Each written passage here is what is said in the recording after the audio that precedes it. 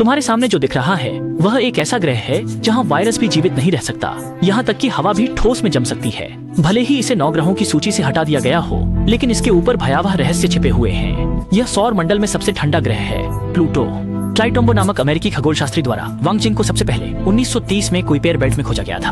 Pluto की पृथ्वी से दूरी अधिकतम 77 करोड़ किलोमीटर तक हो सकती है और इसे सूर्य के चारों ओर एक चक्कर लगाने में 248 वर्ष लगते हैं। इतनी दूर की दूरी पर सूर्य की रोशनी इस ग्रह तक पहुंचने में लगभग 7 घंटे लगा देती है, जिससे प्लूटो पर विशेष रूप से ठंड होती है। सतह का तापमान यहाँ तक कि 0 से 223 डिग्री सेल्सियस तक नीचे गिर जाता है। किसी भी जीव के अस्तित्व की संभावना लगभग नहीं होती है। शुरुआत में लोग प्लूटो के बारे में बहुत कम जानते थे और इसे पृथ्वी से भी बड़ा पिंड समझने की गलती करते थे, लेकिन असल में इसका आकार चंद्रमा से भी छोटा है। इस ग्रह के रहस्यों से पर्दा उठाने के लिए 14 जुलाई 2015 को नासा द्वारा प्रक्षेपित न्यू होराइजन्स जांच यान प्लूटो से उड़ान भरने वाला पहला कृत्रिम यान बन गया और प्लूटो की कई तस्वीरें खींची, जिन्होंने हमें इस बर्फीली दुनिया का भयावह रूप दिखाया। इनमें सबसे प्रसिद्ध है भूमध्य रेखा पर स्थित दिल के आकार का पैटर्न टॉम्बो क्षेत्र और इसके बाईं ओर है सौर मंडल का सबसे ठंडा बर्फ क्षेत्र स्पुतनिक सादा।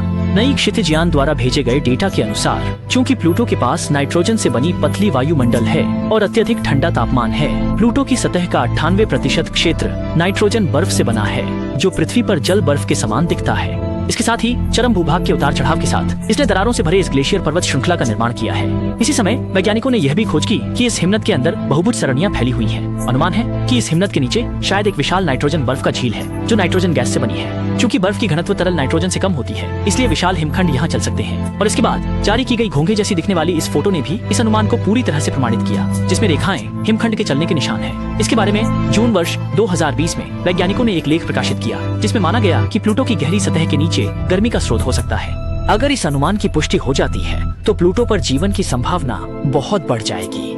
इसके अलावा इस खोज अभियान में एक संवेदनशील रोमांटिक कहानी भी थी। वह ये कि न्यू होराइजन्स यान प्लूटो के खोजकर्ता टॉम्बो साहब की 28 अस्थियां भी साथ ले गया था और उनके 100वें जन्मदिन के अवसर पर यानी 2006 के जनवरी महीने के 19 तारीख को प्रक्षेपण किया, ताकि इस महान खगोल विज्ञानी को श्रद्धांजलि दी जा सके। साथ ही टॉम्बो, जिन्होंने पूरी जिंदगी प्लूटो को स्पष्ट रूप से नहीं देखा, अब इस ग्रह के सबसे नजदीक जाने वाले मानव बन गए।